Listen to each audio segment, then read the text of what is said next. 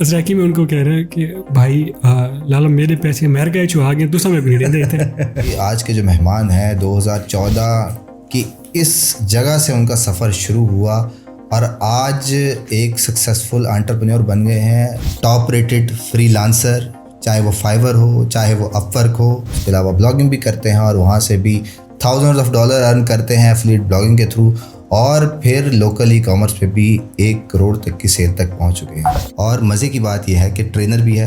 अगर आप आज लोकल ई कॉमर्स का स्टार्ट करते हैं तो आपको सक्सेसफुल होने से कोई भी नहीं रोक सकता। मतलब जो सुना हुआ था कि ये स्कैम है तो तब यकीन हो गया कि ये सारा स्कैम है। फ्रीलांसिंग तो एक आप मतलब एक मजदूरी टाइप है, आप कर रहे हैं, लाइट आ रहे हैं, चल रहे हैं। फाइवर का आपको पता है वो कभी आपको ऊपर कर देता है कभी नीचे कर देता है। वो मेरा फर्स्ट ब्लॉग था जो मैंने $5000 का सेल किया था 2019 के अंदर। 14 ब्लॉग चला रहा हूँ। ब्लॉगिंग का मेरा पोर्टफोलियो है जो मेरा 40 से 50,000 के जो ब्लॉग है मैंने फ्लिप किए हुए हैं, सेल किए हुए हैं।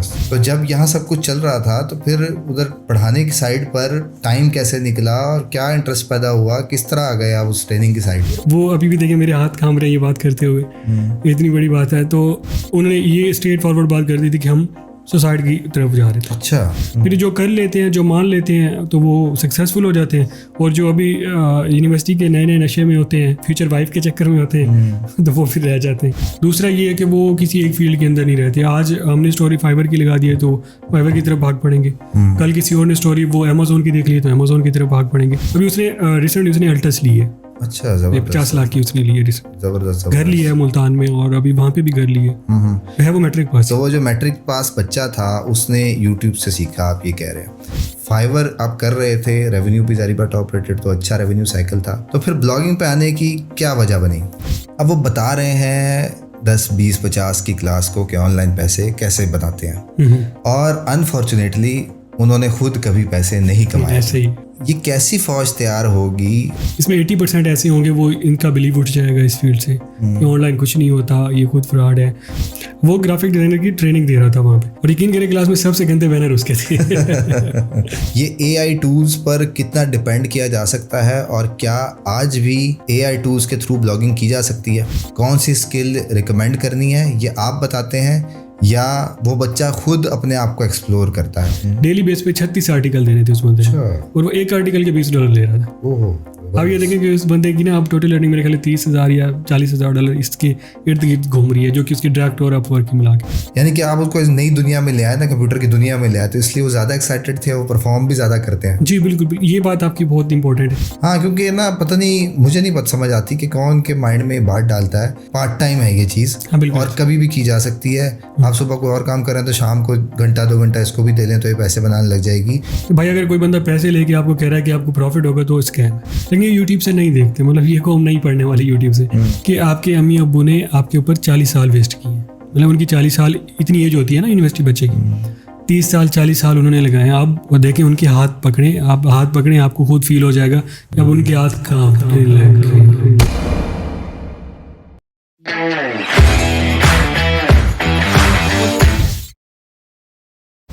मेरा नाम है असबर अली और आप देख रहे हैं असबर अली ओरिजिनल्स, जिस प्रोग्राम में आपकी मुलाकात कराते हैं सक्सेसफुल फ्रीलांसर, एंटरप्रेन्योर और डिजिटल मार्केटर से।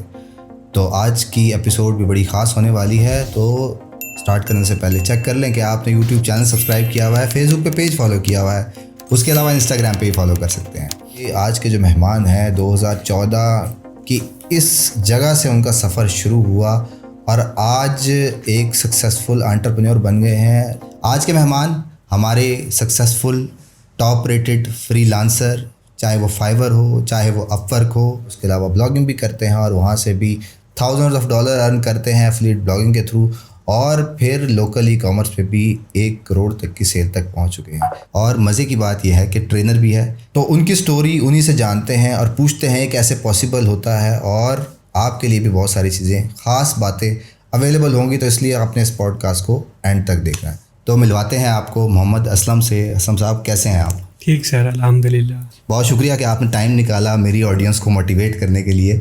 जी सर, ये तो आपका बड़ापन है कि आपने मुझे इन्वाइट किया इसमें। अच्छा, सबसे पहले लोग आपका इंट्रोडक्शन जानना चाहते हैं। मैंने एक शॉर्ट में इंट्रोडक्शन तो दे दिया है, पर फिर भी उनको एक्सप्लेन करें कि आप बेसिकली करते क्या हैं। जी सर, श्योर। सर बेसिकली मैं IT फील्ड से मुंसलिक हूँ 2014 से। सही है। 2014 के अंदर मैंने एक फर्स्ट ब्लॉग अपना स्टार्ट किया था। वो एक यूनिवर्सिटी में एक फेलो थे, उन्होंने बताया कि आप इस तरह कुछ पैसे कर सकते। तो फुटबॉल के ऊपर ना हमने एक फर्स्ट ब्लॉग स्टार्ट किया था, वो था kickfo.com इस तरह करके। और किस साल की बात थी ये 2014 की बात। अच्छा। तो वहाँ पे हमारा एक मैंने उस पर आर्टिकल वगैरह डाले, मतलब कंटेंट लिखना स्टार्ट किया। उसमें हम 3 पार्टनर थे, 3 हॉस्टल मेट भी थे और क्लासमेट भी थे। तो वहाँ पे हमारा वो फर्स्ट ब्लॉग रैंक हुआ था फर्स्ट टाइम, जिस पे उस टाइम एक ट्रेंड पे एक टॉपिक चल रहा था, मैसी को जेल हुई थी किसी एक बात के ऊपर, उन्होंने कोई एक बच्ची को थप्पड़ वगैरह मारा था या इस तरह। तो वो वाला टॉपिक हमारा रैंक हुआ था और वहाँ पे हमने मतलब उस ब्लॉग से अच्छी खासी ट्रैफिक ली थी। लेकिन उस टाइम हमें पता नहीं था कि एडसेंस क्या होता है, इसके साथ मोनेटाइज कैसे करना है। तो जहाँ से हमने होस्टिंग ली हुई थी वो होस्टिंग ही बंद हो गई उसकी वजह से। मतलब उसमें दिन के अंदर तकरीबन 2 मिलियन 3 मिलियन ट्रैफिक आ रही थी। लगता है लोकल होस्टिंग यूज़ कर रहे थे आप? जी नहीं, हाँ लोकल ही यूज़ कर रहे थे। सही है। वो होस्टिंग ही बंद हो गई, वो सर्वर भी बंद हो गया, वो हमारी साइट भी उड़ गई, वो ख़त्म ज़ीरो पे। फिर सब चीज़ छोड़ दी, पता चला कि ये सारी स्कैम है। ये मतलब जो सुना हुआ था कि ये स्कैम है, तो तब यकीन हो गया कि ये सारा स्कैम है। सही है। वो स्कैम तो नहीं था बेसिकली, वो होस्टिंग की डेड हुई थी उनकी। तो उसकी वजह से फिर हमें एक साल मैंने गैप दिया, फिर स्टडी को टाइम दिया। फिर उसके बाद मुझे पता चला कि फ्रीलांसिंग भी कोई चीज़ का नाम है और आप फ्रीलांसिंग भी कर सकते हैं। तो फिर मैंने जाके दोबारा से फिर मैंने देखा कि फ्रीलांसिंग क्या होती है, कैसे करते हैं। जो मेरा यूनिवर्सिटी का फाइनल ईयर का प्रोजेक्ट था वो एक एंड्रॉयड की ऐप थी। तो मैंने एंड्रॉयड बेसिक एंड्रॉयड वहाँ से मैंने कर रखी थी। सही है। तो मैंने स्टार्ट की फ्रीलांसिंग अपनी एंड्रॉयड डेवलपमेंट तो नहीं देते थे हम, मतलब जस्ट आप लोगो चेंज ऐप के अंदर जो छोटी छोटी चीज़ें होती हैं ऐप की, वो हम उस चीज़ के अंदर ना उसको सर्विस दे रहा था मैं फाइवर के ऊपर उस टाइम। ये 15 की बात है आई थिंक। सही है।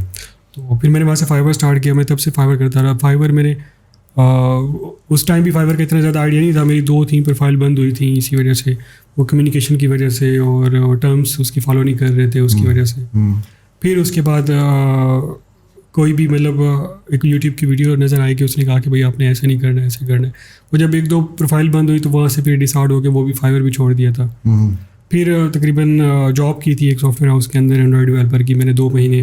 फिर मैंने वहाँ से फिर वहाँ पे जो हमारे सर थे या जो हमारे बॉस थे, उन्होंने देखा वो भी सारा प्रोजेक्ट क्या कर रहे थे, फाइवर से ही ले रहे थे, फाइवर से लेके हमें दे रहे थे। फिर मैंने दोबारा डिसाइड किया कि मैंने अब फाइवर ही करना है। सही। तो फिर मैंने फाइवर पे दोबारा काम स्टार्ट किया। मुझे एक प्रोजेक्ट मिला था उस टाइम तकरीबन 15 के एंड के अंदर, $600 का था। तो तब $600 का प्रोजेक्ट तो मिल गया, लेकिन उस लेवल की मेरी स्किल नहीं थी एंड्रॉयड डेवलपमेंट की जो क्लाइंट डिमांड कर रहा था। तो वो प्रोजेक्ट कैंसिल हो गया। इसी तरह एक 2 और प्रोजेक्ट मिले, वो भी कैंसिल हो गए। मतलब वो डिमांड बहुत हाई कर रहे थे, मेरी बेसिक स्किल थी एंड्रॉयड डेवलपमेंट की।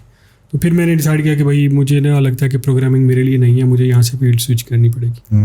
तो फिर मैंने अपनी फील्ड स्विच की। फिर मैंने वर्डप्रेस स्टार्ट किया और वेबसाइट डेवलपमेंट सीखी, वर्डप्रेस सीखा यूट्यूब से। फिर मैंने दोबारा तकरीबन 6 महीने बाद फिर मैंने फाइवर की दोबारा नई प्रोफाइल बनाई और उसमें मैंने फिर वर्डप्रेस की सर्विस देना स्टार्ट की। तो वो मेरा एक सक्सेसफुल जर्नी था। उस प्रोफाइल को मैं लेवल 2 के ऊपर लेके गया उस और ये टाइम। किस साल की बात है? और ये 2016 की स्टार्ट, जब आपने दोबारा शुरू किया? जी 2016 की स्टार्ट की बात है। ठीक है। तो फिर मैंने वर्डप्रेस के साथ ही फ्रीलांसिंग की तकरीबन 1-1.5 साल 2 साल। फिर 2 साल बाद 18 या 19 के अंदर आके पता चला कि नहीं भाई ये चीज़ फ्रीलांसिंग तो एक आप मतलब एक मजदूरी टाइप है, आप कर रहे हैं, क्लाइंट आ रहे हैं, चल रहे हैं। फाइवर का आपको पता है वो कभी आपको ऊपर कर देता है, कभी नीचे कर देता है। तो फिर मैंने डिसाइड किया कि नहीं भाई, एक दोस्तों ने भी मशवरा दिया, जैसे आप जैसे सीनियर हैं, वीडियोस वगैरह देखी या आपसे भी थोड़ी बहुत मोटिवेशन मिली कि आप नहीं कि ब्लॉगिंग नाम की कोई चीज़ होती है, पहले भी मैंने कर रखी थी तो दोबारा इसको ट्राई देते हैं। तो फिर मैंने दोबारा उसको ट्राई दी, मैंने एफिलिएट ब्लॉग बनाए। ये डोमेन भी एक दोस्त ने गिफ्ट की थी और टॉपिक भी गिफ्ट किया था कि आप हाँ इसको लेके चले, इस पर ब्लॉग बनाएं। और तो वो ब्लॉग भी सक्सेसफुल गया। वो मेरा फर्स्ट ब्लॉग था जो मैंने $5000 का सेल किया था 2019 के अंदर। अच्छा। तो फिर मुझे इस फील्ड का भी स्कोप का आइडिया हो गया। तो ये साथ साथ आपकी फ्रीलांसिंग भी चल रही है? या फ्रीलांसिंग को मैंने ऑटोमेट कर दिया था उस टाइम ना। उस टाइम तक मेरे पास ऑलमोस्ट 2 डेवलपर हायर कर लिए थे मैंने। काम लेता था और मैं उनसे करा लेता था, काम लेता था मैं उनसे करा लेता। वो जो डेवलपर थे ना वो भी मेरे यूनी फेलो ही थे। उनको काम नहीं मिल रहा था, मुझे काम मिल रहा था। मुझे समझ आ गई थी गेम की कहानी की, समझ आ गई थी। मैं वहाँ से काम लेके मैं उनको दे रहा था। तो वो एक मिनिमम एक अमाउंट के अंदर वो मुझे करके दे रहे थे। इस दौरान आपकी एजुकेशन चल रही है या खत्म हो गई? जी मेरी एजुकेशन 2018 के अंदर आके ऐड हुआ। मेरा एंड BS कंप्यूटर साइंस के अंदर था जो एंड हुआ। अच्छा। फिर उसके बाद मैंने फुल टाइम फ्रीलांसिंग को ही दिया। मैंने तकरीबन फुल टाइम 2020 तक मैंने फुल टाइम फ्रीलांसिंग की है, फिर साथ में ब्लॉगिंग थोड़ी बहुत कर रहा था, फिर मैंने ब्लॉगिंग को प्रॉपर किया है, फुल टाइम किया है। अभी अलहमदिल्ला मेरे ब्लॉगिंग के हैं तकरीबन 14 ब्लॉग चला रहा हूँ। ब्लॉगिंग का मेरा पोर्टफोलियो है जो मेरा 40 से 50 हज़ार डॉलर के जो ब्लॉग है मैंने फ्लिप किए हुए हैं, सेल किए हुए हैं, और जिसमें सारे एफिलिएट ही हैं। एडसेंस पे काम नहीं किया, थोड़ा बहुत किया लेकिन इतना ज़्यादा नहीं किया। जो ज़्यादा काम है वो मैंने एफिलिएट के ऊपर ही किया है। और उसके बाद फिर पता चला कि इसको कंप्लीट ऑटोमेट हो गया। ब्लॉगिंग को मैंने राइटर सेपरेट कर दिए थे, मेरे असिस्टेंट रख लिए थे जो ब्लॉग को मैनेज कर रहे थे, ब्लॉगिंग को मैनेज कर रहे थे। फिर नया सीखने की तरफ मूव किया, तो फिर मैंने ई-कॉमर्स सीखा, लोकल ई-कॉमर्स, उसके अंदर मैंने अच्छा खासा किया। फिर मैंने अपनी कोई 1-2 प्रोडक्ट के ऊपर ट्राई की कि कुछ अपनी प्रोडक्ट लाई जाए मार्केट के अंदर।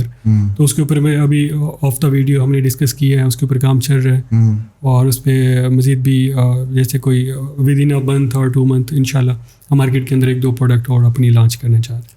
ज़बरदस्त जी, बड़ी ज़बरदस्त जर्नी तो है ही। सुनने वालों को मैं बताता चलूँ कि मुल्तान के सराउंडिंग में एक थोड़ा सा छोटा सा टाउन है, वहाँ से बिलोंग करते हैं। जी बिल्कुल। और ये पिक्चर उन्होंने मुझे भेजी 2014 की, जिसमें यहाँ से इनका फ्रीलांसिंग करियर स्टार्ट हुआ और उसके बाद ये वहाँ से आगे इवॉल्व करना शुरू हुए।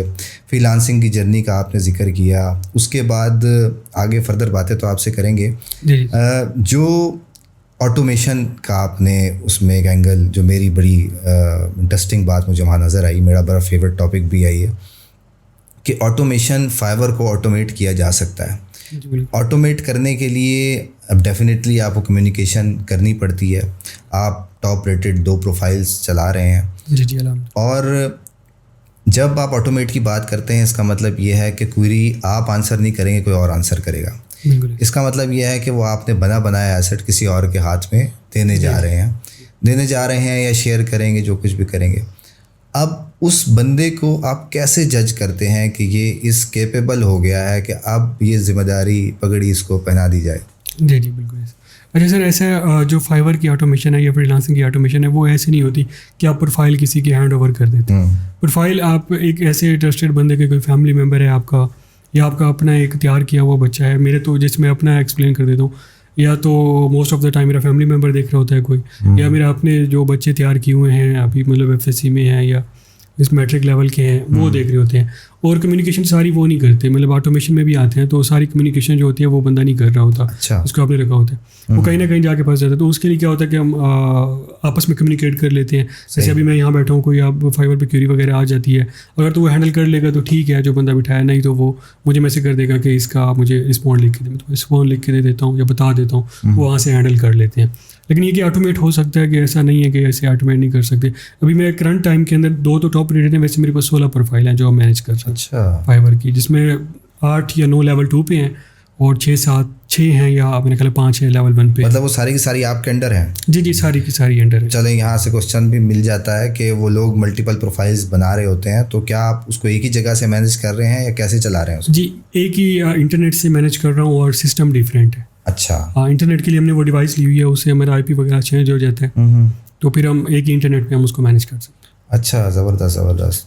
तो यानी कि मल्टीपल प्रोफाइल से तो और भी ज़्यादा, यानी कि आपके पास टीम अब अच्छी खासी हो गई कि आप मैनेज कर सकते हैं। अल्हम्दुलिल्लाह 23 लोगों की टीम है। सही, ज़बरदस्त।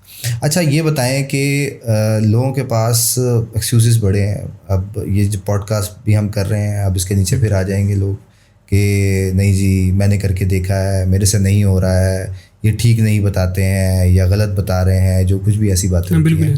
तो आप ये बताएं कि लोगों की नाकामी की वजह आपको क्या नज़र आती है कि क्यों सक्सेस रेशो बहुत कम है? जी सर, इसमें देखिए 2-3 चीज़ें आ जाती हैं जो मेन है। सबसे पहले तो वो कंसिस्टेंट नहीं होते, जो मेन रीज़न है। दूसरा ये है कि वो किसी एक फील्ड के अंदर नहीं रहते। आज हमने स्टोरी फाइवर की लगा दी है तो फाइवर की तरफ भाग पड़ेंगे, कल किसी और ने स्टोरी वो अमेज़ॉन की देख ली तो अमेज़ॉन की तरफ भाग पड़ेंगे। ये कुछ बेसिक मसले हैं जिनको आपको अंडरस्टैंड करना होगा, या जो बिगिनर है उसको ये चीज़ अंडरस्टैंड करनी होगी। आप एक छोटी सी स्किल सीख लें, कोई भी सीख लें छोटी सी, ये छोटे छोटे मसले हैं जो मुझे लगता है कि इनको अगर ये थोड़ा सा फिक्स कर लें तो इसमें सक्सेस होना कोई मुश्किल नहीं है। बिल्कुल ईजी है चीज़ें, मुश्किल बिल्कुल भी नहीं है, आप आराम से इसको अचीव कर सकते हैं। काफ़ी सारे हैं स्टूडेंट वो आगे चल के, जैसे आप कहते हैं तो डिस्कस करते हैं कि कैसे वो लोग एक अच्छी अमाउंट जनरेट कर रही है। मैं अपनी वॉल पे भी आपके सामने लगाते रहता हूँ सक्सेस स्टोरी। इवन मैंने मिडिल पास, मैट्रिक पास की भी लगाई हुई है।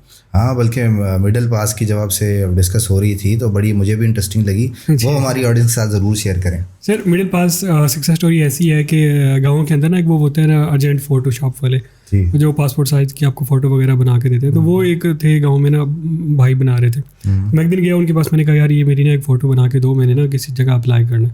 तो उसने फ़ोटो ली और विद इन 2 मिनट्स उसने मुझे बना के दे दी। तो मैंने उससे पूछा यार ये कैसे बनाई है? उसने कहा मैंने इसको फोटोशॉप से नहीं बनाया, मैंने इसको ना जो वेबसाइट होती है वो बीजी रिमूवर से बैकग्राउंड रिमूव किया है और वो ऑटो वेबसाइट से मैंने इसका ये किया है, मैंने इसको सेट। विद इन आप यकीन करेंगे वो 5 मिनट का कहते हैं, उसने विद इन 1 मिनट मुझे फ़ोटो दे दी थी प्रिंटिंग निकाल के। तो मैं थोड़ा सा वो शॉक भी हुआ कि मैंने कहा इस बंदे की स्किल तो है, मतलब इसको चीज़ों को तो पता है, बस इसको ये नहीं पता कि इसको ऑनलाइन कैसे करना है। मतलब वो लोकल कर रहा था। मैंने उससे बताया कि यार ये चीज़ ऐसी है कि आप इसको ऑनलाइन भी कर सकते हो। मैंने फाइवर के बताया। तो उसके ना मैं स्ट्रैकी में बताऊंगा कि उसके आगे से अल्फाज क्या थे, क्योंकि उस्ताद जी ये दा ठग गए सारे फ्रॉड है एक ही में पॉसिबल थी सकते कि तो को डॉलर आमें पैसे आमें। तो मैं उस टाइम ना मैं चला गया, मैंने कहा यार आपने इसको ज़रा यूट्यूब, मैंने उसको ना एक वीडियो का लिंक सेंड कर दिया। मैंने कहा ये वीडियो देखना और फिर मुझसे ना बात करना, मैं फिर चक्कर लगाऊंगा। गाँव में यह चक्कर लगता है तो लग ही जाता है उसके पास। तो मैं फिर गया 2-3 दिन में, मैंने कहा भाई क्या डिसीजन लिया आपने? तो वो यही कहने लगा कि भाई मुझे समझ नहीं आ रही, अगर मैं कर भी लूँ तो मैं अनपढ़ हूँ, मतलब मिडिल पास है, तो मैं इंग्लिश कैसे बोलूँगा? मैंने कहा आप कर, अब ये बताओ कि रेडी हो करने के लिए ना? अगर आप रेडी हो तो मैं आपको ना पूरा एक सेटअप बना देता हूँ, जो इंग्लिश वाला मसला है वो भी मैं आपका सॉल्व करा दूँ। उसने कहा ठीक है उस्ताद जी आप मुझे करा दें। मैंने कहा ठीक है। मैंने ना उसको फाइवर की प्रोफाइल बना के दी उसी दिन ही। हमने पहली जो गिग बनाई थी ना वो बैकग्राउंड रिमूवल की बनाई थी। मुझे पता था कि इसकी ये स्किल अच्छी है, ये कर। किस साल की बात है? ये 19 की बात है। अच्छा, तो 19 या आई थिंक 20 का स्टार्ट था ऐसे ही। तो मैंने उसको ना वो गिग बना के दी। तो पहले मंथ उसको कोई ऑर्डर नहीं आया। मैंने उसको ये कहा कि अगर आप ऑनलाइन रहोगे ना तो आपकी अगले मंथ से दुकान बंद हो जाएगी, आपको दुकान पे नहीं बैठना पड़ेगा, यहीं से आपका काम स्टार्ट हो जाएगा। तो मैंने उसको कहा आप यहाँ से 1 लाख भी बना सकते हो, 2 लाख। वो कह रहा है सर जी मैं 13 साल से ये दुकान पे बैठा हूँ और फोटोशॉप का मतलब उसका इतना क्या उम्र थी उस बंदे की? उस बंदे की उम्र है तकरीबन 40। अच्छा, 35 से 40 ये एज है उसकी। और ये सारी चीज़ें सीखी कहाँ से? मतलब ये फोटोशॉप वो 13 साल से कर रहा था सर। मतलब वो जैसे होते हैं ना वो क्या कहते अताई डॉक्टर होते हैं, ये अताई फोटोशॉप एक्सपर्ट था। अच्छा अच्छा, उसने ऐसे किसी उस्ताद से सीखा हुआ था। तो फिर उसको मैंने कहा कि यार ये 1 महीना अगर आप इसको देते हो ना सही से तो नेक्स्ट मंथ आप दुकान बंद करके घर पे हट जाओगे, आप इस पे काम करोगे। तो 1 महीने में उसको ऑर्डर नहीं आया, 1.5 महीना हो गया ऑर्डर नहीं आया। तो वो थोड़ा सा डिसहार्ट भी हो गया, मैं इसको ऑनलाइन भी रख रहा हूँ। वो मुझे 2 बजे तक भी मैसेज करता था कि यार सर ये देखे मैं ऑनलाइन हूँ। मैं उसको कहता था आप ऑनलाइन ही रहते, तो वो मुझे 2 बजे तक मैसेज करता था देखे मैं ऑनलाइन हूँ। तो 1.5 महीने के बाद ना उसको एक मैसेज आया। अब वो मैसेज आता है ना वो रेड निशान आ जाता है कि आपका मैसेज 1 मैसेज 2 नोटिफिकेशन आ गया। तो वो मुझे कह रहे सर जी स्ट्राइक में बता दूं? जी बताएं। सारी ऐप दे विच ना मोबाइल ऐप दे विच एक रत्ता निशान आ गया। अच्छा, रत्ता निशान मीन रेड कलर का ना एक निशान आ गया, वो मैसेज का नोटिफिकेशन का निशान। तो मैंने कहा भाई स्क्रीनशॉट भेजो मुझे। उसने मुझे स्क्रीनशॉट भेजा तो वो एक मैसेज था क्लाइंट का ना। वो बेसिकली लेडी थी, उसकी ना कोई थी क्रिसमस की इमेजेस थी, वो उनका बैकग्राउंड रिमूव करवाना चाह रही थी। तो मैंने हेलो हाई किया, मैंने मैसेज भेजा कि मैंने उससे कहा भाई ये मैसेज भेजो, आप इसको ऐसे ऐसे कॉपी पेस्ट करके भेजते जाओ, उधर से जो मैसेज है मुझे भेजते जाओ। तो उसने ऐसे किया, स्क्रीनशॉट लेके मुझे भेजा गया और मैं उसको वो जवाब दे जा रहा हूँ। तो उसका वो 150 इमेज थी, 150 इमेज का बैकग्राउंड रिमूव करना था और $100 के अंदर हमारी डील हुई। अच्छा, तो उसने ऑर्डर प्लेस कर दिया। मैंने कहा भाई ये इसके ना ये सारी इमेज आ गई हैं, इसका बैकग्राउंड रिमूव करके। तो मैंने उसको डाउनलोड करके दी इमेजेस। तो उसने फ़ौरन ही यकीन करें उसने 1 घंटे के अंदर सारा बैकग्राउंड रिमूव कर दिया। वो उसने वही GB यूज़ किया था, बैकग्राउंड रिमूवर BG, और इसके अलावा कोई उसने ऐप वगैरह टूल वगैरह यूज़ एक्सपीरियंस तो था उसका। उसने सेंड की वो क्रिसमस के ना ट्री होते हैं, इमेज के अंदर ट्री आ रहे थे, वो वहाँ से ना थोड़ा बहुत वो मसला कर रही थी, मेरी बैकग्राउंड सही से रिमूव नहीं था। तो उसने क्लाइंट को सेंड की, क्लाइंट बहुत ज़्यादा, उसने वो भी सेट कर दी थी फोटोशॉप से। अच्छा, तो वो चीज़ जो क्लाइंट को देखी ना वो बहुत ज़्यादा खुश हो गए क्लाइंट कि ये कैसे पॉसिबल है, 1 घंटे में आपने ये जो ट्री वाली थी ये भी आपने कर दी, ये इतनी सारी मतलब बैकग्राउंड रिमूव करके दे दी। तो मैंने ऑर्डर डिलीवर कराया उसको, क्लाइंट ने वो $100 का ऑर्डर था और $50 टिप दे के गई वो। अच्छा, तो अब मैंने यहाँ पे ना एक थोड़ी सी बात है, अब मैंने उसको बता दिया भाई आपके ना $150 आ गए हैं, अब फाइवर इसमें टैक्स लेगा, बाकी आपके हैं, और ये 14 दिन लगेंगे यार। अब ये 14 दिन गुजर गए। अब 14 दिन में उस बंदे ने मुझे कोई 1400 बार मैसेज किया है कि ये पैसे कब आएंगे। हाँ, बिल्कुल। तो मैंने कहा आ जाएंगे, कहीं नहीं जाते, आ जाएंगे आ जाएंगे। अच्छा, मैंने कहा आप ऐसा करो, बैंक अकाउंट ओपन करा लो अपना। तो उसने बैंक अकाउंट ओपन करा लिया, सारा कुछ हो गया। मैंने पेयोनियर भी बना दिया, अटैच भी कर दिया फाइवर के साथ। अब मैंने कहा दिया वहाँ से विड्रा फाइवर से, जैसे ये 14 दिन पूरे हुए। अब वो चले गए पेयोनियर में। पेयोनियर में सम टाइम 3 दिन ले जाता है, और सम टाइम वो जब फर्स्ट टाइम होता है तो वो ज़्यादा टाइम ही लेता है। तो 3 दिन ले गए। तो मैंने कहा यार आप ना ज़रा बैंक से जाके पता कर लो, हो सकता है कि बैंक में कोई मसला हो या इस तरह का। नहीं, हमने पेयोनियर वहाँ से किए थे ना, पेयोनियर में आगे विड्रा किए थे ना, तब नहीं आ रहे थे। सही है। तो मैंने कहा बैंक से पता कर लो। तो वो बंदा बैंक में क्या, बैंक वाले से ने जाके लड़ पड़ा। अच्छा।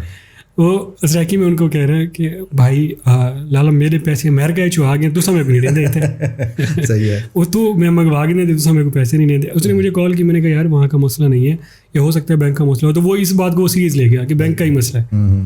तो फिर मैंने कहा आप ऐसा करो, मेरी बात कराओ बैंक वाले से। उसने मेरी बात कराई। तो उसने कहा यार ये रेमिटेंस आ गई है, लेकिन ये ना पेंडिंग में है, ये आपको 2 दिन में 3 दिन में मिल जाए। मैंने कहा फिर मैंने उसको समझाया कि 2 दिन में मिल जाए। तो वो जब उसको 2 दिन बाद मिली ना, वो जो उसका लेवल था ना खुशी का, वो एक बहुत आला किस्म की चीज़ थी देखने वाली, जो उसकी खुशी का लेवल था, उसकी अम्मी का, उसका।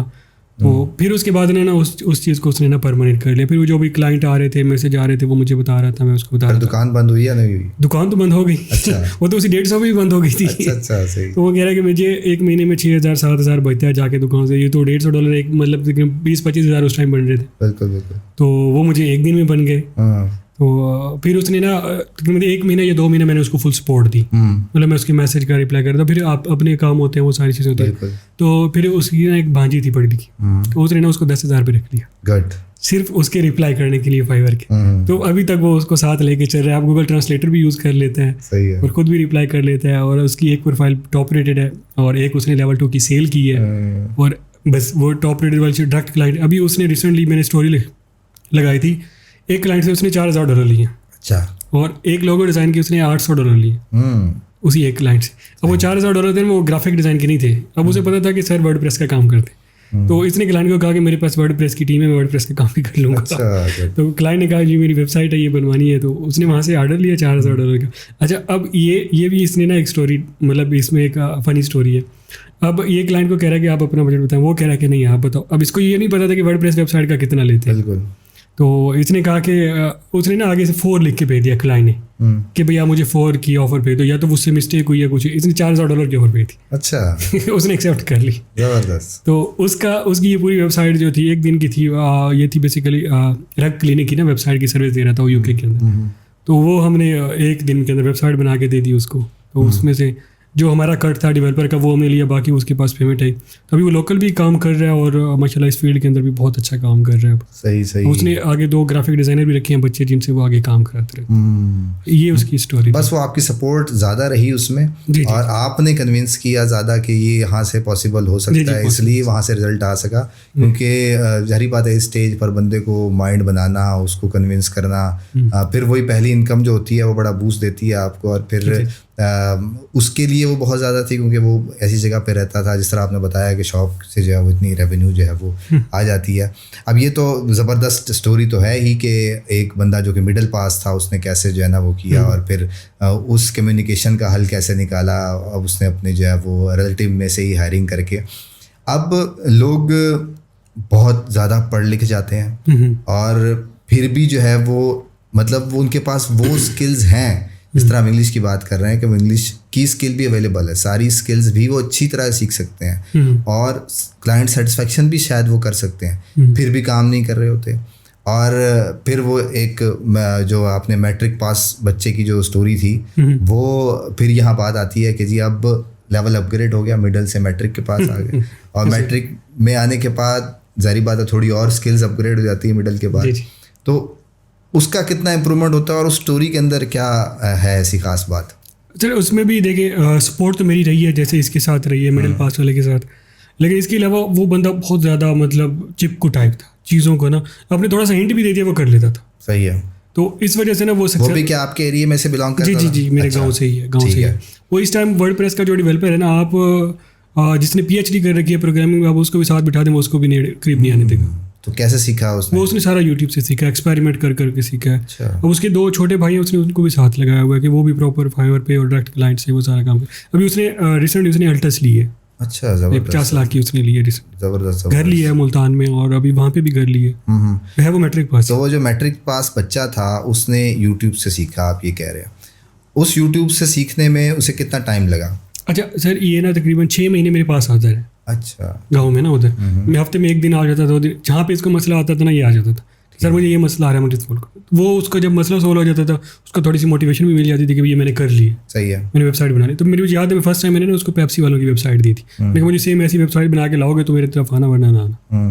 तो उसने 2 दिन के अंदर वो वेबसाइट बना के आगे मैंने सेम बना ली। सही है। एलिमेंटर के साथ बनाई थी उसे। सही है। तो उस दिन से वो लगा। अभी भी वही एलिमेंटर लेके तो वो टॉप पे आता है वाला फाइवर पे। जबरदस्त। और उधर कम्युनिकेशन की क्या पोजीशन थी? नहीं, कम्युनिकेशन उसकी जैसे मैंने कहा कि वो मैट्रिक पास था, उसकी इंग्लिश थोड़ी बहुत अच्छी थी। मतलब मुझे थोड़ी बहुत सपोर्ट तो करनी पड़ी है, लेकिन ये कि उसकी अपनी इंग्लिश बहुत अच्छी थी। वो टूल्स यूज़ करना जानता था, ट्रांसलेटर वगैरह और इनको। हाँ, क्योंकि कम्युनिकेशन हमारे एजुकेशन सिस्टम में लोग तो मास्टर्स तक पहुंच जाते हैं तो नहीं उस तरह समझा पाते अपनी बात। तो मैट्रिक फिर भी एक बिगिनर जो है वो लेवल है। सर अभी मैं उसको मीटिंग करते हुए देखता हूँ ना, क्लाइंट के साथ मीटिंग कर रहा होता है। अब यकीन करें आपको पता नहीं चलेगा कि एशियन बात कर रहा है या कोई और बात कर रहा है। इस लेवल की वो इंग्लिश बोलता है। असल में ना वही कॉन्फिडेंस होता है, सारी कॉन्फिडेंस गेम है। वो शुरू में वो अपने अंदर होता है, वो उसको नहीं निकाल पाता, उसे लगता है शायद मैं गलत कर रहा हूँ। पर वो कुछ ट्रेड्स जब होती है ना, ट्रांजैक्शन जब होती हैं, तो फिर जब उसे पता लग जाता है भाई सब कुछ यहीं से ही निकलना है, तो फिर वो नहीं भी है तो वो बनने की कोशिश करता है। और बहुत सारे लोग फिर जिस तरह आपने बात की कि वो इस तरह से बात कर रहे होते हैं कि पता नहीं लग रहा होता कि एशियन है कि गोरा बात कर रहा है। तो इंटरेस्ट की बात भी है कि वो उसमें से रिजल्ट लेना चाहते हैं। इस तरह इसके अलावा एक ना चेकलिस्ट बना के रखी हुई है इंग्लिश कम्युनिकेशन के लिए। अच्छा। वो मैंने उसके साथ शेयर कर दी। 200 वर्ड है कि आप ये अगर याद कर लेते हैं तो आपको कम्युनिकेशन में कोई मसला नहीं रहेगा। अच्छा। तो कौन सा वर्ड कहाँ यूज़ करना है? हाँ, नहीं वो वर्ड जब आपको आ जाते हैं तो फिर यूज़ करना मसला नहीं रहता। सही है। सेंटेंस तो बंदा बना ही लेता है। बल्कि अगला सवाल इससे रिलेटेड है कि जो इस स्टेज पर होते हैं, जो कंफ्यूज होते हैं कि क्या लिखूं, अब क्या बात करूं, ये बात लिखनी चाहिए नहीं लिखनी चाहिए, उनके लिए क्या मशवरा है आपका? सर देखें, आजकल तो मेरा नहीं ख्याल कि वो 200 वर्ड भी याद करने की ज़रूरत है। चैट जीपीटी है, अब वो जो क्वेश्चन वो कर रहा है क्लाइंट उसी को डालें और साथ लिख दें कि इसका रिप्लाई लिख दें, और वो पूरा रिप्लाई इतनी डिटेल से लिख देता है। थोड़ा सा आप उसको मॉडिफाई करें और सेंड करें। कम्युनिकेशन तो सारी वही चैट जीपीटी की बेस पे रही है अब तो। देखें, चैट जीपीटी का एक और फ़ायदा आपको बता दिया कि चैट जीपीटी इस मकसद के लिए भी इस्तेमाल हो सकता है। वो जाहिर बात है, वो जब रिप्लाई करेगा और हर एंगल से एक्सप्लेन करता है और बड़ा ज़बरदस्त प्रोफेशनल रिप्लाई आपको वहाँ से मिल जाता है। बिल्कुल। अच्छा, अब आप फाइवर पर टॉप रेटेड हैं, उसके अलावा 2 प्रोफाइल और फिर अपवर्क पर भी हैं, फिर आप ब्लॉगिंग भी कर रहे हैं। अब चाहे आप ऑटोमेट आपने वो कर दिया, अब फिर आप ब्लॉगिंग की तरफ आ गए, तो ये बताएं कि फाइवर आप कर रहे थे, रेवेन्यू भी जारी बात टॉप रेटेड, तो अच्छा रेवेन्यू साइकिल था, तो फिर ब्लॉगिंग पे आने की क्या वजह बनी?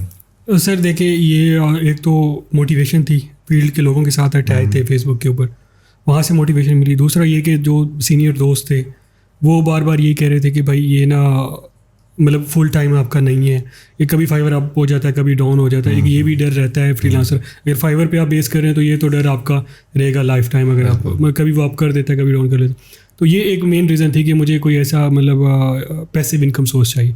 उस वजह से फिर मैं ब्लॉगिंग में इंटर हुआ। तो ब्लॉगिंग मैंने जैसे आपको बताया कि पहले स्टार्ट ही ब्लॉगिंग से किया था, वो होस्टिंग की वजह से ब्लॉग उड़ गया था, तो उसकी वजह से फिर मुझे दोबारा जब मैंने आके ब्लॉगिंग स्टार्ट की तो फिर अल्हम्दुलिल्लाह वो एक अच्छे लेवल पे अभी भी चल रही है, की भी है। मैंने आपको दिखाया भी है कि $30-40,000 का मेरा पोर्टफोलियो है जो मैंने साइड फ्लिप की हुई है।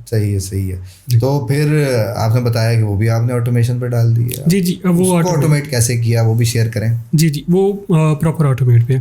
उसके लिए एक सीनियर राइटर है मेरे साथ, वो तकरीबन 4 साल से काम कर रही है। अच्छा। तो उसको मैंने खुद ही ट्रेन किया है ईच एंड एवरीथिंग के अंदर। वो ब्लॉग भी मैनेज कर लेती है, ब्लॉग डिज़ाइन भी कर लेती है, कंटेंट वो बेसिकली राइटर है, राइटर्स भी हैंडल कर लेती है। मैंने अभी उसको रिसेंटली तकरीबन 10 राइटर हायर करके दिए हैं चैट जीपीटी के लिए, तो वो उनको भी मैनेज कर रही है, ब्लॉग पोस्टिंग भी करा रही होती है, वो इवन ऑफ पेज भी देख रही होती है। सही है। तो एक ही बंदे के अंडर में मेरी वो पूरी टीम चल रही है। सही है। वो इंटरव्यू सिर्फ मैं कंडक्ट कर लेता हूँ, तो अगर ओके होता है तो मैं फिर उसकी तरफ रेफर कर देता हूँ, तो ये बंदा ओके आप इसको लेके चले इस तरह। वो फिर वो खुद ही मैनेज करती है कि उसको कैसे लेके चलना है, वो सारी चीज़ें वो खुद देख रही होती है। अच्छा, आप फ्रीलांसिंग, ब्लॉगिंग सारा कुछ साथ साथ चल रहा था। फिर आप PITB के ट्रेनर भी हैं। जी जी। तो जब यहाँ सब कुछ चल रहा था तो फिर उधर पढ़ाने की साइड पर टाइम कैसे निकला और क्या इंटरेस्ट पैदा हुआ, किस तरह आ गए आप उस ट्रेनिंग की साइड पे? जी सर, ये भी एक स्टोरी ही समझ लें आप। मैंने 2 साल पहले अप्लाई किया हुआ था ना PITB के अंदर। अच्छा। तो 2 साल बाद इन्होंने मुझे कॉल की कि आपका ना मतलब इंटरव्यू करना है, और मैंने कहा चलो ठीक है। मैंने इंटरव्यू दे दिया, पहला इंटरव्यू दे दिया, दूसरा भी दे दिया, तीसरा भी दे दिया। अब इन्होंने मेरी हायरिंग कर दी कि आप ओके हैं, आपको ना हमने भावलपुर, मैंने इनको कहा था कि भाई मैंने ना मुल्तान में करनी, मैंने इससे बाहर नहीं करनी। मैंने कहा हमारे पास सिर्फ इस्लामिया यूनिवर्सिटी भावलपुर के अंदर है वैकेंसी फ्री, वहाँ हम आपको भेज रहे हैं। मैंने कहा चलें ठीक है। अब मेरे माइंड में यही था, मैंने नहीं पढ़ाना, मैंने जॉब भी नहीं करनी, मैं बस ऐसे ही मतलब जैसे शुगर में होता है ना, मैं वही दिए जा रहा था। तो मैंने घर बताया अबू को, अम्मी को भी बताया कि ऐसे ऐसे है। तो वो कह रहे हैं कि भाई गवर्नमेंट जॉब है, आपको करनी चाहिए। तो जैसे पेरेंट का होता है गांव में या सिटी में भी होता है कि भाई गवर्नमेंट जॉब है, आपको लाजमी करनी चाहिए। वो नाम के साथ एक स्टेटस लग जाता है कि बंदा गवर्नमेंट का है या ये है। तो उसकी वजह से ना मुझे वो जॉब करनी पड़ी। अब वो उन्होंने मुझे भावलपुर भेजा, इस्लामिया यूनिवर्सिटी। मैंने वहाँ पे ना तकरीबन 3 वीक पढ़ाया। तो मेरे माइंड में यही चल रहा था कि मैंने नहीं पढ़ाना, मेरा फर्स्ट और लास्ट बैच है, मैंने फिर इसके बाद छोड़ देना है। तो 3 वीक के बाद ना वहाँ से एक स्टोरी निकल के आई। एक बच्ची थी, उसको ना कंटेंट राइटिंग की जॉब मिली थी। अच्छा, मैं जब वहाँ गया था तो मेरे माइंड में यही था कि मैं अब आ तो गया हूँ, 2 घंटे भी दे रहा हूँ लेक्चर के, तो क्यों ना इसको एक अच्छे तरीके से दिया जाए। मैं प्रोफेशनल तो टीचर नहीं था, मेरा एक्सपीरियंस भी नहीं था टीचिंग का, तो मेरा जो पेयर वर्क का एक्सपीरियंस था ना, मैं वो शेयर कर रहा था। सही। तो उसकी वजह से ना एक बच्ची को फर्स्ट जॉब मिली, वो तकरीबन 46,000 की थी PKR के अंदर, लोकल फेसबुक से मिली थी। मैंने वो कंटेंट राइटिंग पढ़ाई थी, फिर मैंने बताया था कि फेसबुक से आपने जॉब कैसे लेनी है। तो उसने ना, वो लड़की ने मुझे कहा, मैंने कहा आपने इसे अप फ्रंट के ऊपर ना डिमांड करो, हो सकता है ये स्कैम भी हो, आपको पता है लोकल मार्केट में स्कैम है। तो उसने अप फ्रंट के अंदर हाफ सैलरी उसको भेज दी। तो वो लड़की की जॉब हो गई, परमानेंट 6 महीने का उस बंदे ने कॉन्ट्रैक्ट किया था उस लड़की के साथ। तो 2 दिन बाद ना वो लड़की कह रही है कि सर आपको ना मेरी अम्मी ने इन्वाइट किया है घर, आप ना हमारे घर चलें। मैंने कहा भाई मैं तो मुल्तान से आता हूँ, मेरे पास टाइम ही नहीं होता इतना, 2 घंटे यहाँ देने, मेरा 2 घंटे तो ट्रैवल में चले जाते हैं, 1 घंटा आने और जाने में मेरा पूरा दिन, और मेरे पास तो टाइम मैनेज करना मुश्किल है। तो वो बड़ी मतलब एक फोर्स कर रही थी कि नहीं सर चलें। तो मैं मजबूर होकर मैं चला गया वहाँ पर। तो मैंने उसे कहा नहीं आज तो पॉसिबल नहीं, मैं कल आ चुका। मैंने कहा चलो ठीक है। मैंने अगले दिन मैंने क्लास पढ़ा के मैं चला गया उनके घर। अब यकीन करें वो ना एक फुल टाइम इमोशनल सीन था। मैंने जैसे वो लड़की को मैंने बता दिया था कि भाई मैं आ रहा हूँ, तो वो दरवाजे के ऊपर भी थी। मैंने जैसे दरवाज़ा नॉक किया तो उनकी अम्मी ने दरवाज़ा खोला। तो उनकी अम्मी ने ना नीचे दुपट्टा बिछाया हुआ था। अच्छा। अपना ना कि वो अभी भी देखें मेरे हाथ काम रहे ये बात करते हुए, इतनी बड़ी बात है। तो वो ये चाह रही थी, मतलब वो मुझे यहाँ पे गुन्नों को हाथ लगा के मिल रही थी, और वो कह रही थी कि आपका मकाम हमारी नज़र में ये है कि आप ज़मीन पर ना चलें, आप ये मेरा दुपट्टा है, आप इससे पे गुजर के आए और यहाँ बैठे, मतलब इस तरह की कोई सिचुएशन थी। तो मैंने फिर स्टोरी बाद में पता चले कि वो एक खुद कफील लड़की थी, मतलब जो जिसकी जॉब हुई थी, वो यही कह रही थी कि भाई मैं एक वाहिद हूँ, अगर ये जॉब ना मिलती तो हमने कुछ और प्लान किया होता। विद इन फ्यू डेज़ हमने उन्होंने ये स्ट्रेट फॉरवर्ड बात कर दी थी कि हम सुसाइड की तरफ जा रहे थे। अच्छा। तो मतलब ये सिचुएशन थी उस घर की, डू एंड डाई वाली। तो वो उसकी वजह से, उस हैप्पीनेस की वजह से ना, मतलब वो मुझे फिर मेरा टर्निंग पॉइंट था ये वाला, जहाँ से मैंने डिसाइड किया नहीं अब मुझे पढ़ाना है। सही है। तो फिर मैंने वहाँ से डिसीजन लिया कि मुझे ये जॉब कंटिन्यू करनी है, और तब से मैं अल्हम्दुलिल्लाह मैं ये मतलब मेरी अभी तक कोई नेगेटिव फीडबैक नहीं है किसी भी कोर्स का, किसी भी बैच का। 80% सक्सेस रेशो होती है, क्योंकि मैं जस्ट अपना एक्सपीरियंस शेयर करता हूँ। मैं वो टीचर वाली एक होती है ना, बुकिश वर्ड होते हैं या बुकिश नॉलेज होता है, वो नहीं है। जो खुद मैं करता हूँ, जिससे मैं खुद पैसे बना रहा हूँ, वही मैं जाके बच्चों के साथ शेयर करता हूँ। ये आप लोगों के सामने मैं इवन अपनी प्रोफाइल भी वहाँ पे शो करा देता हूँ कि मैंने यहाँ से बनाया, मैंने इस वेबसाइट से बनाया, मैंने इस यूट्यूब चैनल से बनाया, आप ऐसे करें तो आप भी ऐसे कर लें। फिर जो कर लेते हैं, जो मान लेते हैं, तो वो सक्सेसफुल हो जाते हैं। और जो अभी यूनिवर्सिटी के नए नशे में होते हैं, फ्यूचर वाइफ के चक्कर में होते हैं, तो वो फिर रह जाते हैं। वो जो फोकस नहीं करते तो वो इस चीज़ में रह जाते हैं। अब आपको ट्रेनिंग देते हुए, फिजिकल ट्रेनिंग देते हुए कितना अर्सा हो गया? सर मुझे तकरीबन 1.5 साल हो गया। अच्छा, 1.5 साल हो गए। चलें, फिर तो आप अच्छे से मेरे क्वेश्चन को समझ भी सकते होंगे, मेरे अगले सवाल को, और जवाब भी दे सकते होंगे कि बेतहाशा इंस्टीट्यूट है, गवर्नमेंट भी कर रही है, नॉन गवर्नमेंट प्राइवेट भी इंस्टीट्यूट्स चल रहे हैं। अब वो बता रहे हैं 10, 20, 50 की क्लास को कि ऑनलाइन पैसे कैसे बनाते हैं, और अनफॉर्चुनेटली उन्होंने खुद कभी पैसे नहीं कमाए। ऐसे ही। अब ये कैसी फ़ौज तैयार होगी, और आपकी नज़र में ये सिनेरियो कैसा है कि क्या एक्सपेक्ट करना चाहिए ऐसे टीचर से और ऐसी ऑडियंस से? और सर देखिए, जैसे मैंने अभी स्टार्ट में आपसे बोला है कि मैं कोई प्रोफेशनल ट्रेनर नहीं हूँ और टीचर नहीं हूँ, मैंने ये चीज़ें पढ़ी नहीं है, वो बुक जो है कि एक्सपीरियंस होता है वो नहीं, मतलब मेरा जो अपना पर्सनल एक्सपीरियंस है मैं वो शेयर कर रहा हूँ। जैसे आपने कहा कि काफ़ी सारे लोग ऐसे हैं जो इंस्टीट्यूट चला रहे हैं या प्राइवेट या गवर्नमेंट, वो उन्हें खुद कुछ नहीं पता लेकिन वो बच्चों को पढ़ा रहे हैं। अब इसके अंदर जो फौज रेडी होगी तो उसका तो कोई आइडिया नहीं है, लेकिन ये है कि जो इसमें 80% ऐसे होंगे वो इनका बिलीव उठ जाएगा इस फील्ड से कि ऑनलाइन कुछ नहीं होता, ये खुद फ्रॉड है। सबसे पहला जो क्वेश्चन बच्चे के माइंड में आता है ना वो यही आता है, जब आप बच्चे को कहते हैं कि ना महीने का 2 लाख आप कमा सकते हैं, बच्चा पूछ नहीं सकता, अभी हमारे बच्चे को इतनी अथॉरिटी नहीं है, लेकिन उसके माइंड में क्वेश्चन ये ज़रूर आता है कि मुझे 2 लाख बता रहा है, खुद 10,000 की सैलरी ले रहा है, खुद 20,000 की सैलरी पे खड़ा है। तो ये क्वेश्चन जब आता है ना तो वो यहाँ से वो थोड़ा सा ना स्पीड से पीछे हो जाता है कि ये स्कैम, और यहाँ से स्कैम वाली कहानी स्टार्ट हो जाती है। तो इसका हल तो वही दे सकते हैं कि जो ये चीज़ कर रहे हैं, या तो इंस्टीट्यूट अपना कोई प्रॉपर एक मेरिट रखें कि इस मेरिट पे ही हम सिलेक्शन करेंगे ट्रेनर की। मैं आपको ना एक छोटी सी स्टोरी सुना दूँ। ये मुल्तान के अंदर जब मेरे फर्स्ट बैच था आई थिंक, उसके अंदर ना एक भाई साहब ने इनरोल किया हुआ था, गवर्नमेंट का यह प्रोग्राम आपको बताएं, तो वो ग्राफिक डिज़ाइनर की ना ट्रेनिंग दे रहे थे किसी एक प्राइवेट इंस्टीट्यूट के अंदर, मैं नाम नहीं लेना चाह रहा उसका। तो वो ग्राफिक डिज़ाइनर की तो मैंने जब उनको पढ़ाया, मैंने फाइवर पढ़ाया, मैंने कहा कि भाई ऐसे ऐसे बैनर बनाने हैं, वो ग्राफिक डिज़ाइनर की ट्रेनिंग दे रहा था वहाँ पे, और यकीन करें क्लास में सबसे गंदे बैनर उसके थे। तो मैंने उससे पूछा, यार आप तो ट्रेनिंग दे रहे हो और आपको मतलब बेसिक कलर सेंस ही नहीं है। उसने 10-12 कलर एक बैनर के अंदर लगाया, कलर सेंस ही नहीं है बेसिक। मैंने इवन आपको सैंपल भी दिखाया, फिर अब ये बताओ आप पढ़ा कैसे रहे हो वहाँ? कह रहे सर डेली एक इमरान अली डीना साहब की वीडियो देखता हूँ, वो जाके पढ़ा देता हूँ। अब आप वो देख लेंगे वो इंस्टीट्यूट बच्चे से 20,000-22,000 ग्राफिक डिज़ाइनिंग के ले रहा है, तो वो बच्चे आगे क्या सीखेंगे उससे, ये बच्चों को क्या सिखा रहा है। तो यहाँ से आप अंदाज़ा लगा लें कि प्राइवेट या गवर्नमेंट इंस्टीट्यूट क्या कर रहे हैं। तो एक ये बच्चों पे भी एक रिस्पॉन्सिबिलिटी आती है कि जब आप किसी इंस्टीट्यूट में एडमिशन ले रहे हैं या जब आप किसी के पास पढ़ने जा रहे हैं, आप एटलीस्ट उसको वेरीफाई तो कर लें वो बंदा वो खुद काम कर रहा है। सही। आप ये आपका राइट है, आप उसे कहेंगे भाई अपनी प्रोफाइल दिखाओ, अपना बिजनेस दिखाओ, आपने कितने बनाए इससे, आप हमें जो पढ़ा रहे हो आप मुझे दिखाओ, आपके पास क्या है, आपका जो एक्सपीरियंस है वो आप बताएं, आपकी जो प्रोफाइल है वो दिखाएं, एटलीस्ट आप इतना तो वेरीफाई कर लेना, फिर उसके बाद जाके एडमिशन लें।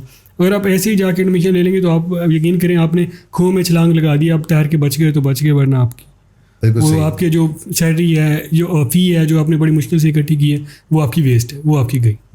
तो ये एक मेथड है जिससे बचा जा सकता है। तो बच्चों को अपने ऊपर रिस्पॉन्सिबिलिटी लेनी पड़ेगी जो ये इस तरफ आना चाह रहे हैं।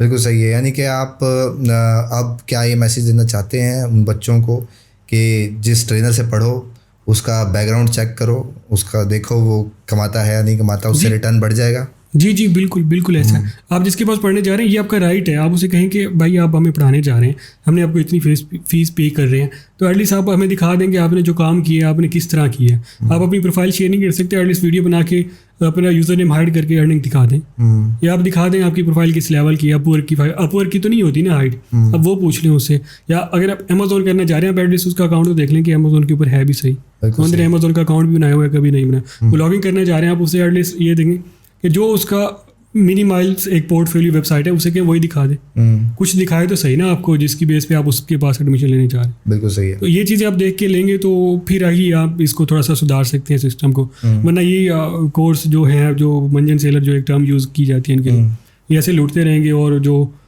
मतलब नए आने वाले हैं वो इस तरह फंसते रहेंगे इनके जाल में। यही इसका एक सोल्यूशन है जो नज़र आता है। बिल्कुल ऐसे ही है, क्योंकि सोशल मीडिया की ऐसी वर्चुअल दुनिया है कि किसी के पास किसी का बैकग्राउंड देखने के लिए, अब जैसे आप ट्रेनर हैं, कोई फिजिकली किसी के साथ मिल रहा होता है तो कहीं ना कहीं से उसकी वर्थ पता लग रही होती है, लाइफस्टाइल पता लग रहा होता है। सोशल मीडिया पे नहीं ये चेक किया जा रहा होता। अच्छा, ब्लॉगिंग आप करते हैं, ब्लॉगिंग में किस स्पेसिफिक टाइप ऑफ ब्लॉगिंग में आपने काम किया? मैंने एफिलिएट के अंदर और टूल बेस्ड साइट के अंदर। अच्छा, बाकी टाइप्स आपने एक्सप्लोर नहीं की, आपका इंटरेस्ट यहाँ बना? नहीं, मेरा इंटरेस्ट भी यहाँ बना। जो मैंने आपको बताया वो फुटबॉल वाली जो वेबसाइट थी, स्टार्ट वाली 14 वाली, मेरे माइंड में थी वही। एडसेंस के ऊपर नहीं जाना, एडसेंस का नहीं पता, तो तब से मैं एफिलिएट ही कर रहा हूँ। सही है, एफिलिएट मुझे ज़्यादा अच्छी लगती है तो इस वजह से एफिलिएट। तो सुनने वालों को ये ज़रूर बताएं कि ब्लॉगिंग जो है वो जो लोग कर रहे होते हैं, अब आपको पता है ChatGPT आ गया, AI आ गया, ये AI टूल्स पर कितना डिपेंड किया जा सकता है और क्या आज भी AI टूल्स के थ्रू ब्लॉगिंग की जा सकती है?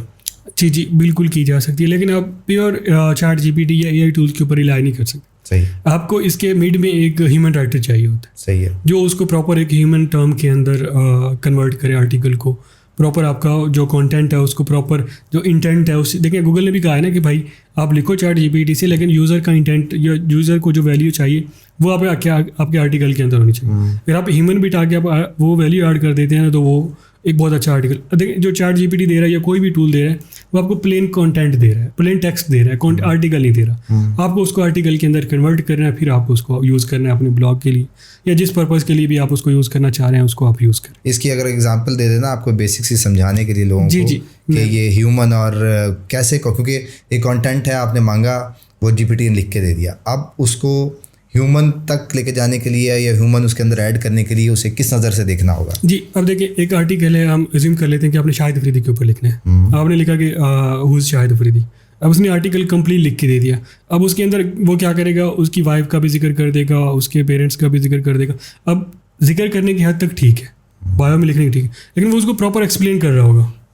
जबकि टॉपिक तो आपका वो नहीं है ना, शाहिद अफरीदी की वाइफ नहीं है, उसकी डॉटर्स नहीं है, उसके पेरेंट्स नहीं है, उसका जो पीछे वाला वो नहीं है। अब यूज़र का इंटेंट था, यूज़र चाह रहा था कि शाहिद अफरीदी कौन है। अब उसको इंटरेस्ट नहीं है उसकी वाइफ के अंदर, उसके बच्चों के अंदर, उसके पेरेंट के अंदर। तो अब इस जो डाटा आया चैट जीपीटी से आपने इसको सेट करना है। अब आपने उसको सिर्फ थोड़ा बहुत मॉडिफाई करना है और इंटेंट उसका शाहिद अफरीदी करना है, उस शाहिद अफरीदी, तो ये आपका आर्टिकल रेडी। इस तरह आप इसको सेट कर सकते हैं। बिल्कुल जी, बड़े ज़बरदस्त तरीके से उन्होंने एक्सप्लेन किया है कि एआई को ह्यूमन टच कैसे देना है और उसको सेंस खुद बनानी पड़ेगी, खुद सोचना पड़ेगा। पैराग्राफ को ना सर इसके प्रॉपर लिंक करना पड़ता है। चैट जीपीटी ये नहीं कर पाता, वो उसको प्रॉपर लिंक नहीं कर पाता पैराग्राफ को, फर्स्ट पैराग्राफ को दूसरे से, दूसरे को तीसरे से, इस तरह लिंक करने में थोड़ा सा वीक है।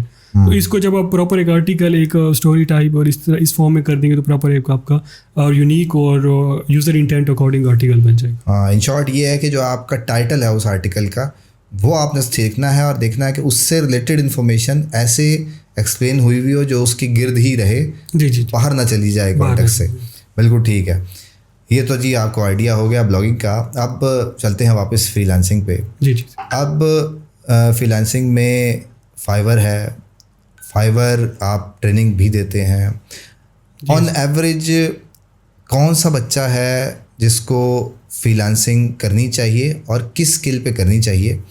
आप ये ज़ाहिर बात है आपने काफ़ी बैचेस पढ़ाए होंगे, आपको आइडिया होगा कौन किस तरह से, आप ये कैसे जज करते हैं कि किसको कौन सी स्किल रिकमेंड करनी है? ये आप बताते हैं या वो बच्चा खुद अपने आप को एक्सप्लोर करता है, या आप उनको क्या स्टेप्स बताते हैं इस चीज़ को ढूंढने के? जी सर, बेसिकली आपका क्वेश्चन है कि आप बच्चों को कैसे लेके चलते हैं। सर जैसे मैंने स्टार्ट में बताया कि मैं कोई टीचर नहीं हूँ प्रोफेशनल, तो मेरा जो फर्स्ट जज करने का होता है कि मैं कोर्स के अंदर ना तकरीबन 3 से 4 स्किल बेसिक पढ़ाता हूँ, जो बेसिक स्किल्स होती हैं। वहीं से आपको आइडिया हो जाता है कि किस बच्चे ने काम करना है, किस नहीं करना। अच्छा, मैं आपको एक बात यहाँ और ऐड कर दूँ, मेरा जो पढ़ाने का तरीका है या बताने का तरीका है वो थोड़ा सा सख्त होता है।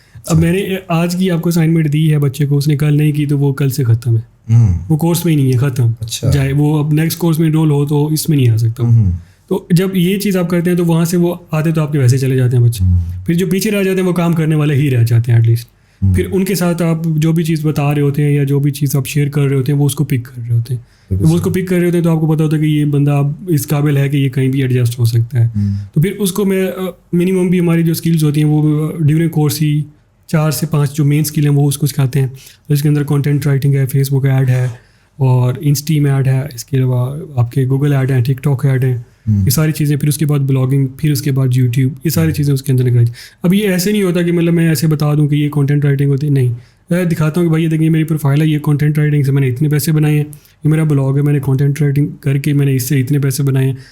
करोगे तो जीत जाओगे, नहीं करोगे तो फिर 25,000 वाली जॉब के पीछे भागोगे और जॉब मिलेगी नहीं आपको। बिल्कुल सही है। तो वो फिर इस चीज़ को जब वो करते हैं ना, मतलब जब आप सोल से, जब आप अंदर से, इनर से कोई चीज़ बता रहे होते हैं ना, फिर आगे वाला भी कुछ ना कुछ समझ रहा होता है, यार अगला बंदा इतनी मेहनत कर रहा है। और फिर उसमें भी अगर कोई ऐसा होता है कि जो लगता है कि नहीं कर रहा, फिर उसको भी निकाल देता हूँ, भाई नहीं आपके साथ नहीं चलना।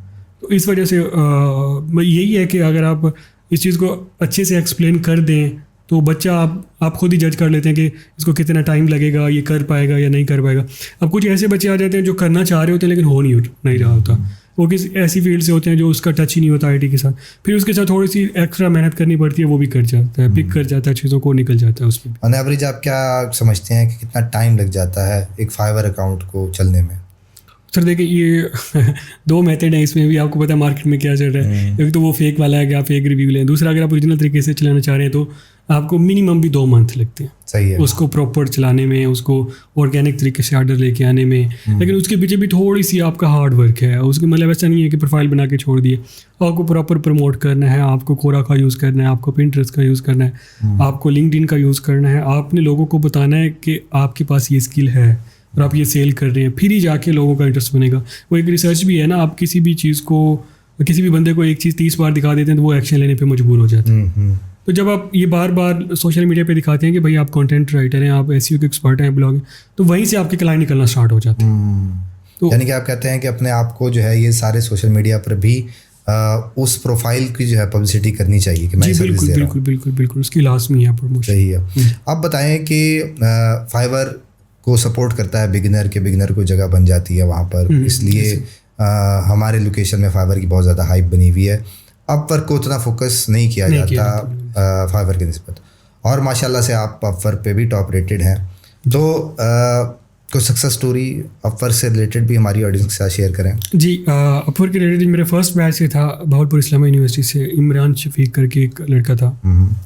तो उस बंदे ने ना फर्स्ट उसको ना जॉब मिली थी चांद रात। अच्छा, ये 2021-22 की बात है। तो वो इस वजह से ना मुझे उसकी स्टोरी याद है। तो सर कह रहे, वो उसका मुझे मैसेज है कि सर मुझे 2 चांद नज़र आ गए। अच्छा। वो कैसे कह रहा है, एक तो वो ईद वाला चांद नज़र आ गया, दूसरा मुझे एक कॉन्ट्रैक्ट मिल गया अपवर्क के ऊपर, $5 पर आवर के ऊपर था, कंटेंट राइटिंग था। अच्छा, उस टाइम ना ये AI कंटेंट बड़ा बूम कर रहा था, मतलब लोगों को नहीं समझ आ रही थी ये चलेगा या नहीं चल रहा था। तो वो जस्पर के साथ ना उसने अपनी प्रोफाइल बनाई थी जस्पर के साथ कंटेंट। तो उस बंदे ने उसको हायर किया और पहले उसको सिर्फ 1-2 आर्टिकल के लिए हायर किया, फिर उस बंदे ने उसको ना परमानेंट हायर कर लिया। डेली बेस पे 36 आर्टिकल देने थे उस बंदे ने, और वो एक आर्टिकल के $20 ले रहा था। अब ये देखें कि उस बंदे की ना अब टोटल अर्निंग मेरे ख्याल $30,000 या $40,000 इसके इर्द गिर्द घूम रही है, जो कि उसकी डायरेक्ट और अपवर्क की मिला के। तो वो एक क्लाइंट से उसे 4-5 और क्लाइंट मिले। इस टाइम वो बंदा 5 से 10 लाख बना रहा है, जो प्योर अपवर्क की बेस के। और उस बंदे का बैकग्राउंड क्या है? उस बंदे का जो बैकग्राउंड है मैथमेटिक्स का स्टूडेंट है, 4th सेमेस्टर का या 5th सेमेस्टर का स्टूडेंट। अच्छा, ज़बरदस्त। सर ये जितनी भी स्टोरी मैंने आपको बताई है या स्कूल की, या जो मैं शेयर करता रहता हूँ, ये ऐसा नहीं है कि ये पीछे से कोई काम करते आ रहे थे। अच्छा, अब जो पेड कोर्सेज की या इस तरह की शेयर हो रही थी ना, वो कहीं ना कहीं पीछे से टच जरूर करके आए होते हैं। अब देखिए, जैसे मेरा मतलब मैं कह लूँ कि मेरा कोई पेड कोर्स है, अब मेरे पेड कोर्स में कोई ऐसा बंदा इनरोल नहीं करेगा जिसे कंप्यूटर का भी नहीं पता। तो मेरे यहाँ हमारा सीन जो होता है वो थोड़ा सा डिफरेंट होता है। हमारे कोर्स में वो बच्चे आते हैं जिनको कंप्यूटर का पता ही नहीं होता। और जितनी भी मैंने सक्सेस स्टोरी शेयर की है उसमें 0 से है, कोई भी ऐसा बंदा नहीं था जो पहले ये काम कर रहा था। सही है। 0 से इनको बिल्ड किया और 0 से ये अपना सर्किट चला रहे। यानी कि आप उसको नई दुनिया में ले आए ना, कंप्यूटर की दुनिया में ले आए, तो इसलिए वो ज़्यादा एक्साइटेड थे, वो परफॉर्म भी ज़्यादा करते हैं। जी बिल्कुल, ये बात आपकी बहुत इंपॉर्टेंट है।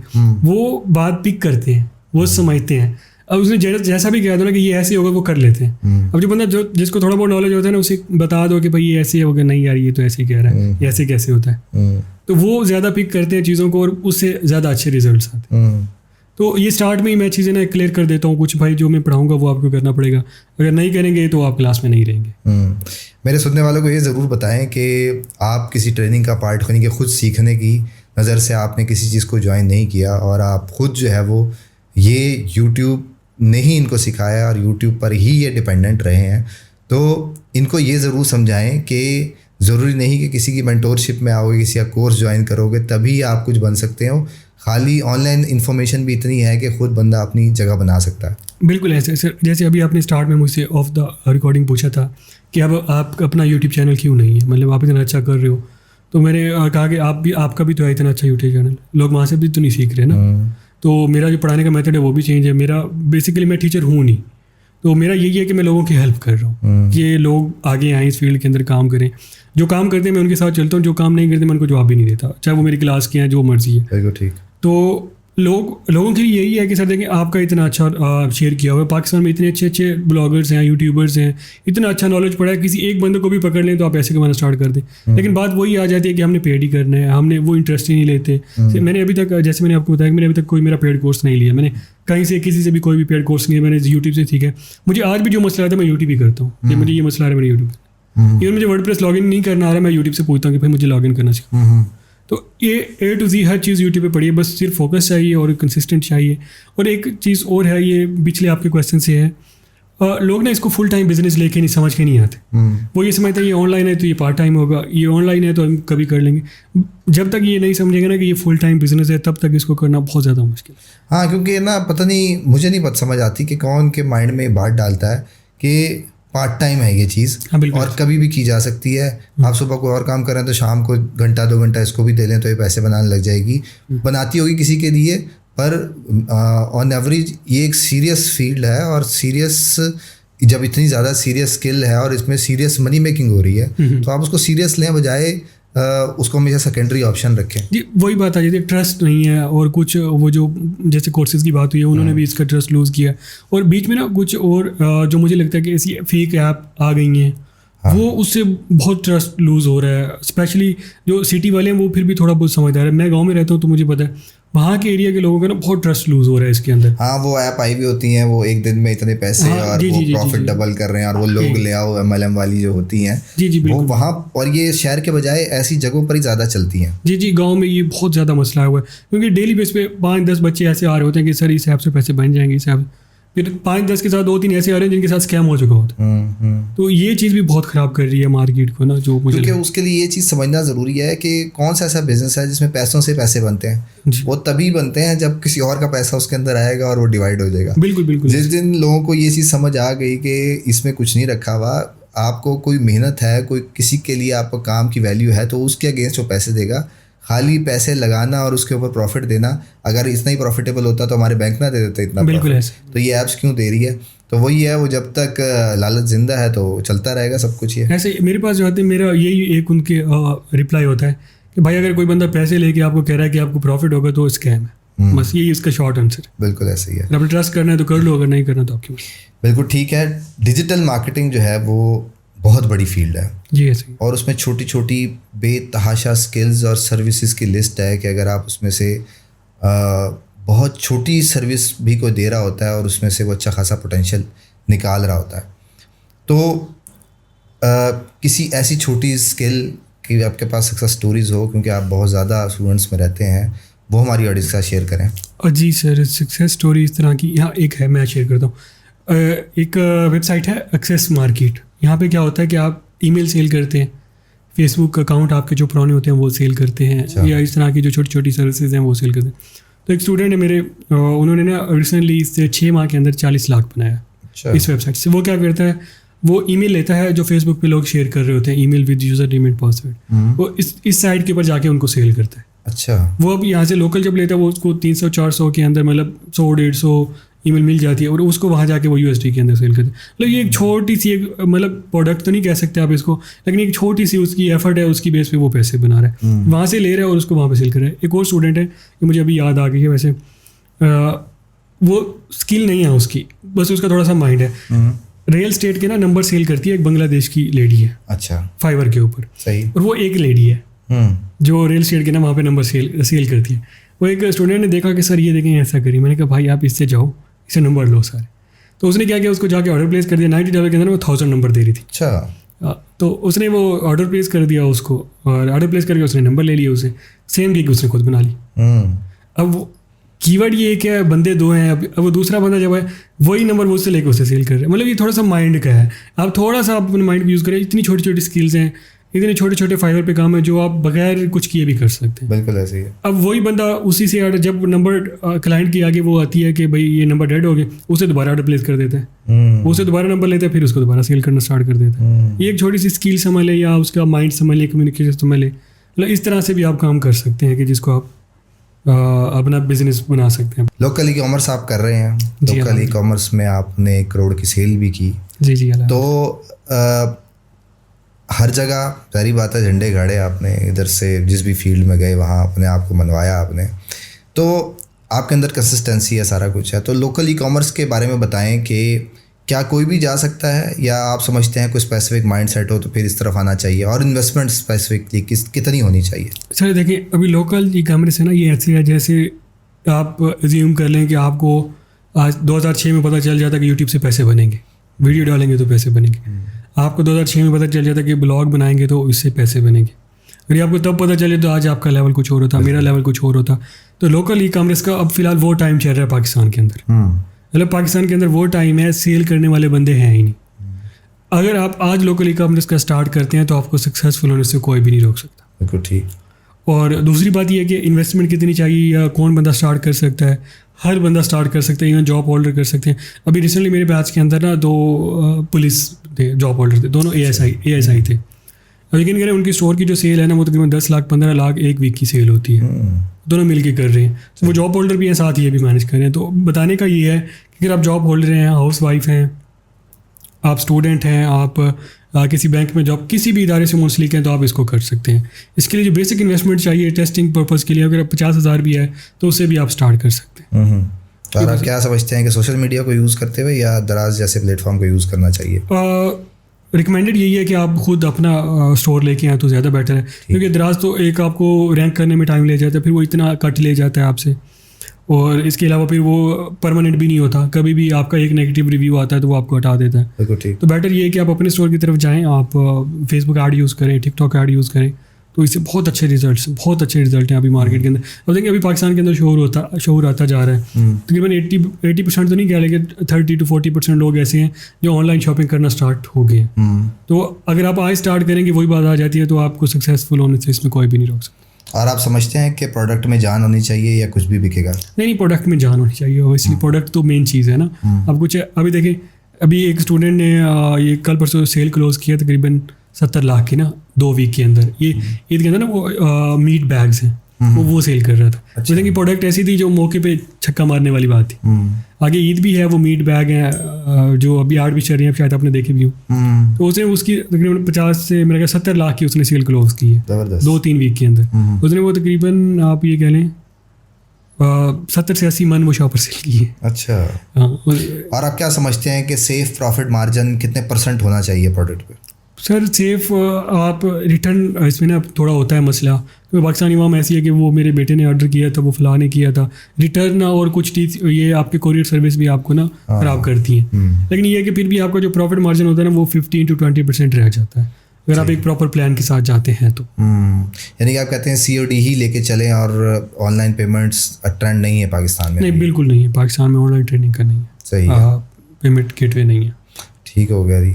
इतना ज़्यादा आपके पास नॉलेज है, किस्मत खींचतान के आपको ट्रेनिंग की तरफ ले गई है और आप नहीं करना चाहते, ट्रेनिंग दे दी।